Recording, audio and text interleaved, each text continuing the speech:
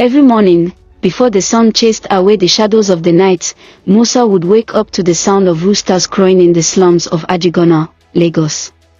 His bed was a thin mat on the floor of a single-room shack he shared with his younger sister, Miriam. Their mother had passed away 5 years ago, and their father had disappeared long before that. At 24, Musa was both parent and provider. He wheeled a rusty, dented barrow every day in Oyingbo market. From lifting yam tubers to moving sacks of rice, his hands were calloused, and his shoulders bore the burden of more than just weight, they bore his dreams. "Brothers, not 300 naira I get. I beg manage am," a market woman told him one hot afternoon. "No wala, auntie. No God they bless person," Musa replied with a tired smile, pushing her goods to her kiosk. He didn't complain.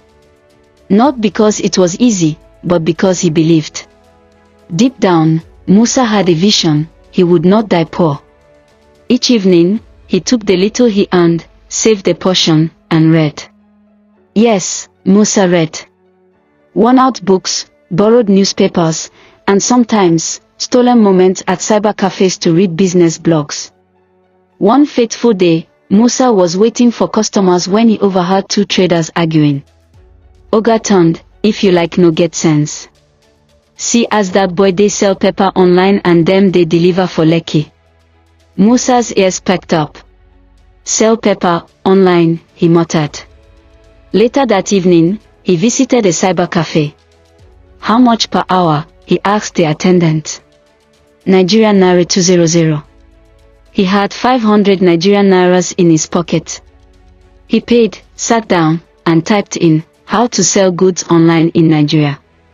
He read about Instagram businesses, WhatsApp sales, logistics. A seed was planted. Over the next few weeks, Musa used part of his savings to buy a second-hand Android phone. He borrowed 5,000 Nigerian Nairas from a friendly trader and bought peppers, tomatoes, onions. With a borrowed tray and a clean piece of cloth, he took photos of the produce under natural light and created an Instagram page, AjCityFarms.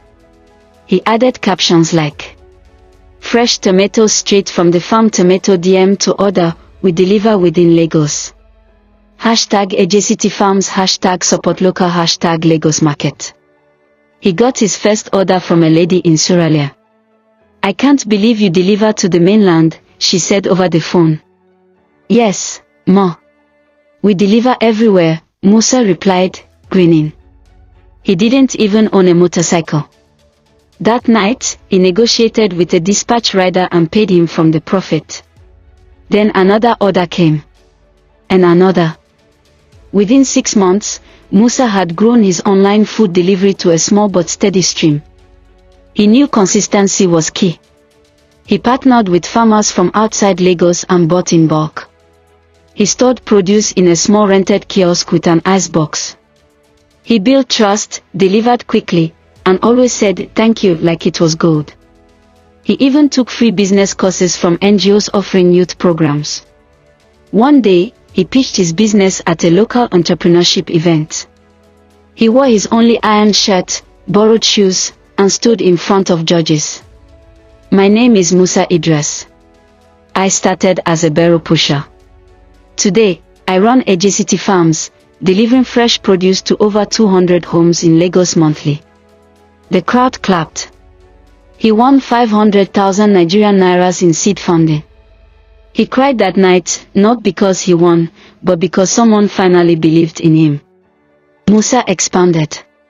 He hired 2 dispatch riders, created an e-commerce site, invested in cold storage. He didn't just sell tomatoes now, he was building a brand. He trained local boys to handle delivery and stock. He made sure they earned fairly. He remembered his own days sweating under the sun. By year 3, Musa was supplying hotels, restaurants, and households across Lagos. He appeared on TV, radio interviews, even TEDx Lagos. He never forgot his roots.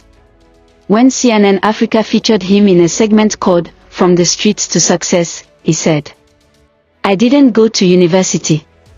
I went to Oyingbo Market University. But I studied people, business, and hard work. A venture capital firm in Nairobi noticed AjCityFarms. They flew him out.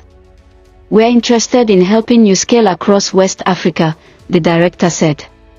Musa couldn't believe it. They offered a $2 million investment. He signed with trembling hands. The barrel pusher from AjCityFarms was now CEO of a multi-million-dollar agritech company. His startup expanded to Ghana, Senegal, and Ivory Coast. He created an app for farmers to connect directly with consumers.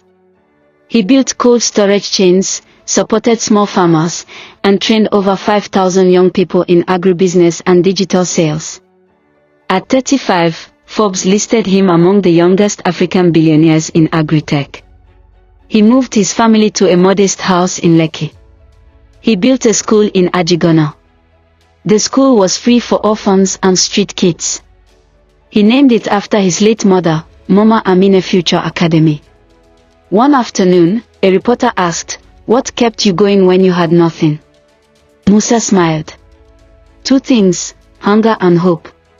Hunger taught me urgency. Hope reminded me there was more." He paused. "You know, I still keep my old barrel at the company headquarters." "Why?" "So I never forget where I started."